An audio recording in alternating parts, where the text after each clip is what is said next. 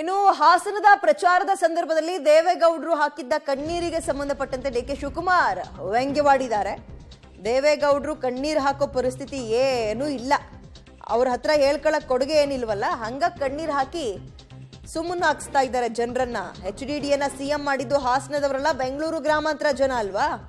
ಅವರು ರಾಜಕಾರಣ ಮಾಡ್ಲಿ, ಆದ್ರೆ ಪ್ರಚಾರ ಮಾಡ್ಲಿ, ತಪ್ಪೇನಿಲ್ಲ. ಬಟ್ ಯಾಕೆ ಎಲ್ಲದಕ್ಕೂ ಕಣ್ಣೀರು ಹಾಕ್ತಾರೆ ಅಂತ ವ್ಯಂಗ್ಯವಾಡಿದ್ದಾರೆ.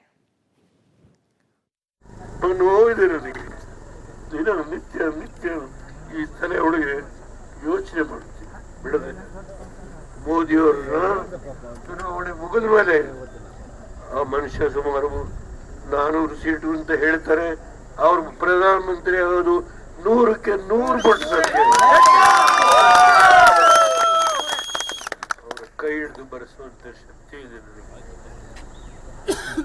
ಏನ್ ಮಾಡ್ಬೇಕು, ಯಾವ ತರ ಮಾಡ್ಬೇಕು, ಇವಾಗ ಹೇಗೆ ನಿಮ್ಮನ್ನ ಬದುಕಲಿಕ್ಕೆ ಒಂದು ಮಾರ್ಗ ಕಲ್ಪಿಸ್ಕೊಡ್ಬೇಕು ಅನ್ನೋದನ್ನ ಮಾಡಿ ನನ್ನ ಕೊನೆ ಉಸಿರು ಎಳಿಬೇಕು ಅನ್ನೋ ಹಠ ಇದೆ ನನಗೆ.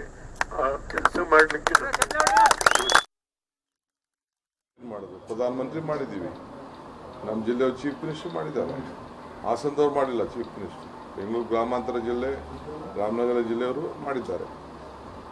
ಅದರಿಂದ ಕಣ್ಣೀರು ಹಾಕುವಂಥ ಸಂದರ್ಭ ಏನಿಲ್ಲ. ಕೊಡುಗೆ ಏನು ಅನ್ನೋದು ಹೇಳೋಕ್ಕೆ ಅವ್ರ ಕೈಲಿ ಆಗಲ್ಲ.